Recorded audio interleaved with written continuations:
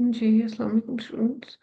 आज जो हम टॉपिक करेंगे दैट इज बैगिंग। अच्छा, इसका कॉन्सेप्ट बहुत आसान है। ये bagging, random forest and boosting. आज का टॉपिक, सबसे पहले हम इसको बेसिक से स्टार्ट कर लेते हैं। और बैगिंग में हमारे पास, जैसे हमने किसी घर की वैल्यू प्रेडिक्ट करनी है, तो हम उधर की वैल्यूज ले लेते हैं। ये 100,000 में से वैल्यू है। तो ये बेसिकली हमारे पास डाटा है 5 वैल्यूज का। और ये बेसिकली रिलेट करता है बूटस्ट्रैप से, बूटस्ट्रैप विद रिप्लेसमेंट से। बूटस्ट्रैप में हम सिर्फ सैंपल ले लेते हैं, विद रिप्लेसमेंट का केस में विदाउट भी हो सकता है, लेकिन विद रिप्लेसमेंट के सैंपल ले लेते हैं। तो इसमें हमारा सैंपल रिपीट हो रहा है। यहाँ पे देखिए, फर्स्ट सैंपल, ये 5 यूनिट्स है। तो ये फर्स्ट सैंपल है, ये सेकंड सैंपल है, ये थर्ड सैंपल है। इसमें ये देखिए कि इसमें 10, 12, 12 रिपीट हो रहा है, 14 एंड 16। तो इसके हम एवरेज ले लेते हैं। तो उसमें जो एवरेज आ रही है दैट इज 12.8। ठीक है, 5 यूनिट्स की। नेक्स्ट हम इसको दोबारा से पॉपुलेशन में पुट कर देते हैं। और जब इसको पुट करते हैं तो नेक्स्ट टाइम जो हम सैम्पलिंग करते हैं, 5 यूनिट्स हम लोगों ने सेलेक्ट करने हैं। तो ये यूनिट्स अगेन हमारे पास सिलेक्ट हो जाते हैं, 12, 14, 16, 18 एंड 18। अगेन हम एवरेज ले लेते हैं, तो दैट इज 15.6। फिर हम उसको रिवर्स बैक कर देते हैं, अगेन हम सैंपल ले लेते हैं। तो ये हमारे पास आ गया 13.6। तो 13.6, 12.8, और यहाँ पे हमारे पास है 15.6। 13.6 इसकी एवरेज ले लेंगे, तो हम कहते हैं कि जो प्रिडिक्शन हमारे पास आई है उसके लिए, उस घर की प्रिडिक्शन है 14.07। उस घर की प्राइस की प्रिडिक्शन है। अब इसमें है क्या, की पॉइंट इसका ये है कि हम इसमें मल्टीपल मॉडल यूज करते हैं, डिफरेंट सैंपल सेलेक्ट करते हैं, एवरेज ले लेते हैं, और वो एवरेज जो होती है वो मोर मोर स्टेबल प्रिडिक्शन होती है। तो ये बेसिकली एरर कम करने के लिए लगाई जाती है। और क्लासिफिकेशन डिसीजन में हम स्ट्रॉन्ग रिजल्ट या रोबस्ट रिजल्ट को इम्प्रूव करने के लिए हम ये बैकिंग लगाते हैं। अब यहाँ पे हम बुक में देख लेते हैं। बल्कि सबसे पहले यहाँ पे हम इसको देख लेते हैं। एक और मेरे पास एक हैंडबुक मैंने आपके लिए इजी प्रिपेयर किया था। That is, bagging is a technique used to reduce variance by averaging multiple models trained on bootstrap samples. Steps: draw multiple bootstrap sample, train a model on each sample, average predictions। तो इसमें again example है, और ये basically उसके steps दिए हुए हैं। ठीक है, तो प्रिडिक्शंस जो है वो है हमारे पास 220, 250, 240, 230 एंड 260, जो हमारे पास डिफरेंट मॉडल से आई हैं रीसैम्पलिंग जब हम लोगों ने की थी। तो फिर हमने उसकी एवरेज ले ली, तो ये हमारे पास एवरेज प्रिडिक्शन आ गई, राइट। अच्छा, इसको हम बुक में देख लेते हैं। तो बुक कहती है कि बूटस्ट्रैप एग्रीगेशन को हम बैकिंग कहते हैं। और चूंकि डिसीजन ट्री हमें हाई वेरिएंस देता है, इस वजह से हम अ, उस हाई वेरिएंस के इशू को रिजॉल्व करने के लिए हम डिसीजन ट्री, अ, इस पे हम इस पे बैकिंग या बूटस्ट्रैप एग्रीगेशन हम करते हैं। इसको बैकिंग कहते हैं। Bootstrap aggregation is basically called bagging. is a general purpose procedure for reducing the variance of statistical learning models methods. We introduce it here because it is particularly useful and frequently used in the context of decision trees. अब इसमें इसका जो वे है वो ये है कि यहाँ पे हम देखते हैं, we call that the set of given and independent observations, each with variance sigma square. हमारे पास जो भी ऑब्जर्वेशंस आ रही है सबका कांस्टेंट वेरिएंस है, that is sigma square. The variance of mean is the, आप कह लें, square of standard error, right. जब आपको याद होगा सीएलटी में, सेंट्रल लिमिट थ्योरम में, जब हम एक्स बार का डिस्ट्रीब्यूशन बनाते हैं तो उसका मीन जो होता है वो म्यू होता है कांस्टेंट, और उसका वेरिएंस होता है sigma square over N. In other words, averaging a set of observation reduces variance. Hence, a natural way to reduce the variance and hence increase the prediction accuracy of statistical learning method is to take many training sets from the population. अच्छा, ये ना हम यहाँ पे basically training set ही ले रहे हैं population में से। Build a separate prediction model using each training set, और फिर हम हर ट्रेनिंग सेट को यूज करते हुए यहाँ पे, देखिए यहाँ पे हमारे पास जो ट्रेनिंग सेट है, ये ट्रेनिंग सेट है आप कह सकते हैं, उससे आप प्रिडिक्शन कर रहे हैं, राइट। तो जब आप उससे प्रिडिक्शन कर रहे हैं तो and average the resulting predictions, और फिर हम उन प्रिडिक्शंस को उसका रिजल्ट निकाल लेते हैं एवरेज करके। In other words, we could calculate F1 hat, F2 hat up till FP hat using P separate training sets and average them in order to obtain the single covariance statistical learning model. और जब हम उसकी रीसैम्पलिंग करते हैं, देखिए यहाँ पे concept वही है सेंट्रल लिमिट थ्योरम वाला, कि जब सैम्पलिंग डिस्ट्रीब्यूशन की सैम्पलिंग, देखिए एक चीज मैंने आपको बहुत पहले क्लास में बताई थी कि जब आप अपने वेरिएंस को, जब आप हिस्टोग्राम बनाते हैं, सर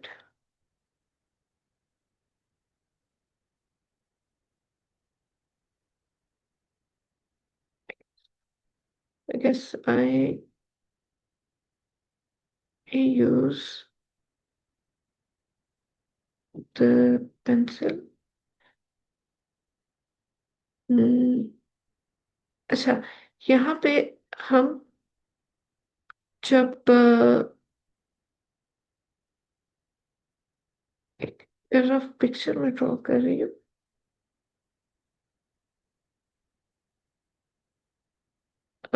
अगर मुझे यहाँ से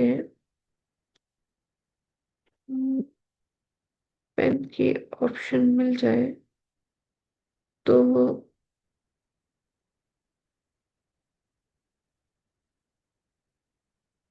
देखें, आप जब एक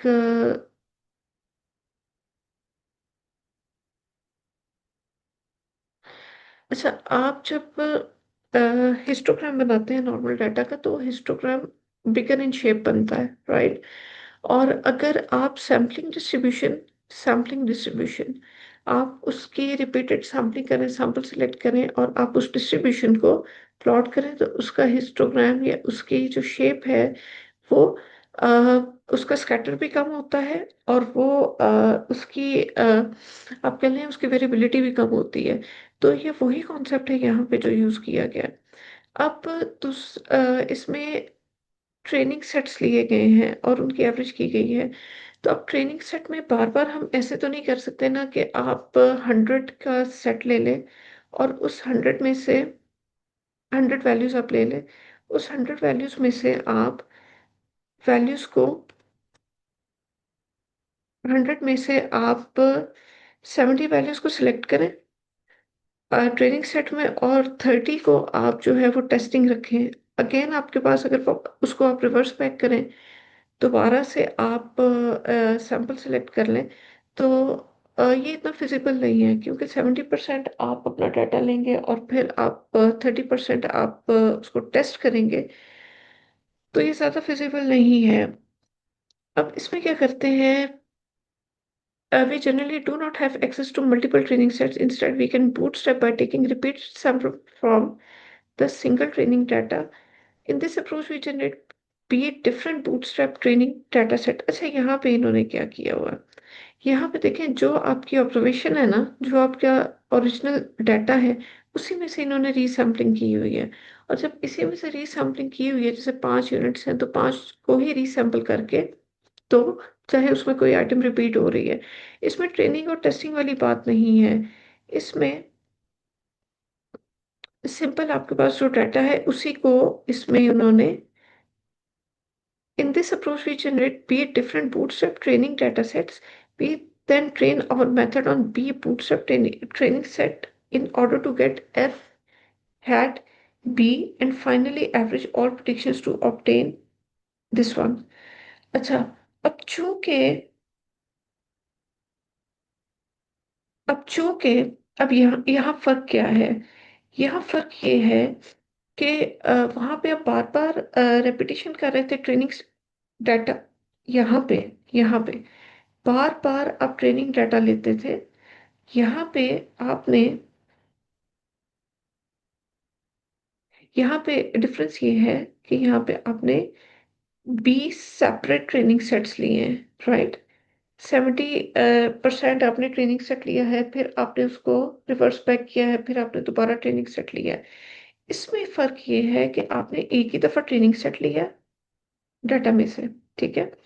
एक ही दफा आपने ट्रेनिंग सेट लिया और उसको आपने रिपीटेड आपने बूटस्ट्रैप किया। इसमें बी टाइम आपने 70% डाटा लिया था और इसमें आपने एक ही दफा ट्रेनिंग सेट लेके उसको बी टाइम रेप्लिकेट किया, राइट। इसमें ये डिफरेंस है। तो फिर उसके ऊपर मॉडल को ट्रेन किया। हम ये कह सकते हैं कि ये जो एग्जांपल हम लोगों ने की है ये ट्रेनिंग सेट पे है, राइट। अब ट्रेनिंग सेट पे जो एग्जांपल की है इसमें डाटा आपका से ये आपका ट्रेनिंग सेट है। हम इसको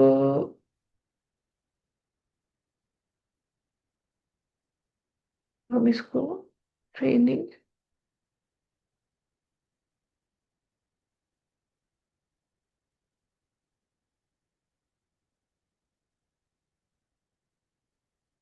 training set from original data है ये, राइट। अच्छा, अब इसमें आपकी वैल्यूज हो सकता है इसमें 8 वैल्यूज का डाटा हो और 3 वैल्यूज को टेस्टिंग के लिए रखा हुआ हो, ठीक है। अब अब इसमें है फर्दर आ जाता है ये हार्ड डाटा पे एग्जांपल शो की हुई है। अच्छा, इसमें नेक्स्ट आ जाता है out of bag error estimation. Out of bag error estimation का मतलब ये है कि इस पे पहले हम इसका आसान वर्जन देख लेते हैं। Out of bag error estimation means it is a method to measure model accuracy without using a separate test data set. इसका core idea है when we create a bootstrap sample in packing or random forest, some observations are not selected in the sample. These unused observations are called out of bag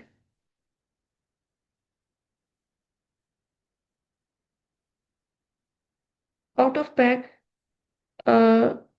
error out of back data कहते हैं इसको। अच्छा, अब क्या है हर model को use करते हुए इसमें 1/3 ऑफ डाटा को यानी 30% डाटा को हम अ, रहने देते हैं। अब ये जो 30% ऑफ डाटा है ये मॉडल की टेस्टिंग के लिए यूज होता है। जैसे आपके पास यहाँ पे आप कह लें कि आपके पास 5 ऑब्जर्वेशंस है। अब ये 5 ऑब्जर्वेशंस में आपने सैंपल जब सिलेक्ट किया तो इसमें फिफ्थ ऑब्जर्वेशन यूज नहीं हुई। अब ये जो फिफ्थ ऑब्जर्वेशन है ये आपकी इस मॉडल की टेस्टिंग के लिए यूज होगी। यानी जब आप इन सब के एवरेजेस लेंगे तो इन एवरेज को यूज करते हुए आप एरर को एस्टिमेट करेंगे। अच्छा, अब इसका कॉन्सेप्ट क्या है? इसका कॉन्सेप्ट है अच्छा इसका कॉन्सेप्ट है आपके पास it turns out that there is a very straightforward way to estimate the test error of back model। अच्छा, बैक मॉडल का जो एरर है वो हम लोगों ने कैसे एस्टिमेट करना है? Without the need to perform cross validation or validation set approach, recall that key to backing is that tree are repeatedly fit to bootstrap tree या मॉडल। इसमें ना जब आप बैकिंग और रैंडम फॉरेस्ट में जो मॉडल होता है उसको आप ट्री कहते हैं। वो मॉडल आपकी एवरेज भी हो सकती है, वो मॉडल आपका कोई और मेजर भी हो सकती है।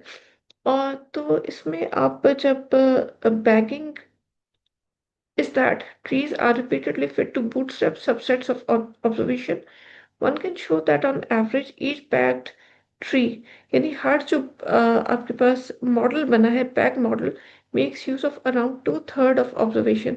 आपको ये पता है कि आपके पास जो डाटा यूज हो रहा है हर दफा बैगिंग में, वो 2/3 data use 2/3 of your observations use हो रहा है।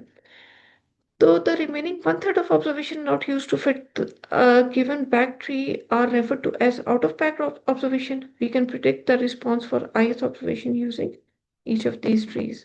ठीक है? To which that observation was out of pack. अच्छा, अब ये क्या करेगा? ये करेगा कि जितनी आपकी थर्ड जो बूटस्ट्रैप्ड आपके पास सैंपल्स आएंगे, बूटस्ट्रैप सैंपल्स का जो थर्ड पार्ट है वो प्रिडिक्शन के लिए या आप कहते हैं कि वो टेस्टिंग के लिए यूज होगा। In order to obtain the single prediction for ith observation we can average these predicted responses if regression is the goal। और अगर क्लासिफिकेशन करनी है तो आप रिग्रेशन अप्लाई करेंगे। अगर आपके पास क्वांटिटेटिव डाटा है तो आप अपने प्रिडिक्टेड रिस्पॉन्सेज के लिए रिग्रेशन मॉडल यूज करेंगे। और अगर आपके पास है अगर आपके पास यहाँ पे जी अस्सलाम वालेकुम परवीन। परवीन मैं ਤੁਹਾਨੂੰ ਫੋਨ ਕਰਦੀ ਸਾਂ ਪਈ ਪਰਸੋਂ, ਮੈਂ ਤੁਹਾਨੂੰ ਇतनी ਵਾਰੀ ਫੋਨ ਕੀਤਾ, ਤੁਹਾਡੇ ਵੱਲੋਂ ਮੇਰਾ ਨੰਬਰ ਬਲੌਕ ਹੋਇਆ ਹੈ।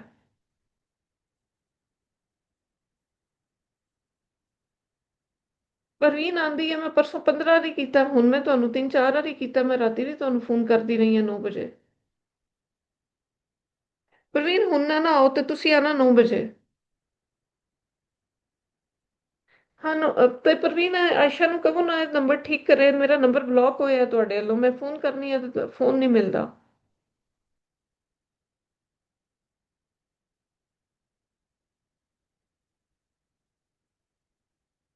ਪ੍ਰਵੀਨ ਤੁਸੀਂ ਉਹ ਬੇਟੀ ਨੂੰ ਕਹੋ ਨਾ ਇਹਦੀ ਸੈਟਿੰਗ ਬਦਲੇ। ਮੈਂ ਫੋਨ ਕਰਨੀ ਹੈ ਤੇ ਨੰਬਰ ਬਲੌਕ ਹੋਇਆ ਹੈ, ਕੋਈ ਨੰਬਰ ਹੀ ਨਹੀਂ ਆਉਂਦਾ ਤੁਹਾਡੇ ਵੱਲ। ਅੱਛਾ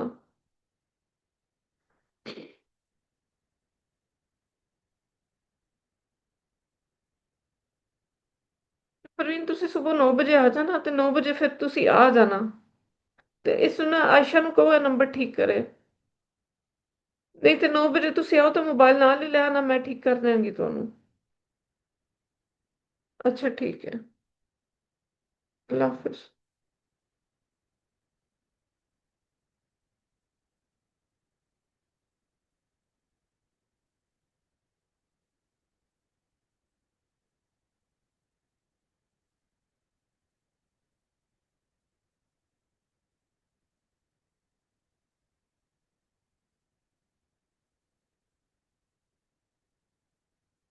अच्छा यहाँ पे हम देख रहे थे कि अगर क्वांटिटेटिव होगा तो हम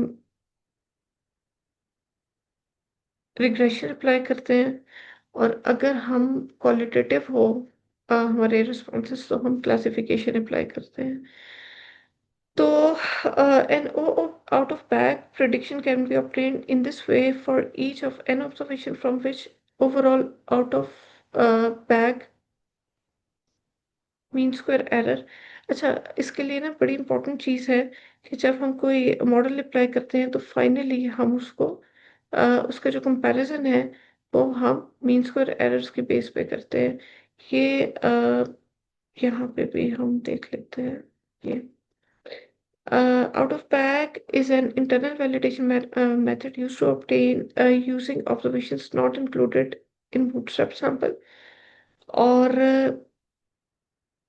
वैल्यूज हमारे पास ये है, प्रिडिक्शंस हमारे पास ये हैं, तो जो हमारी वैल्यूज आती है ना हमारे जो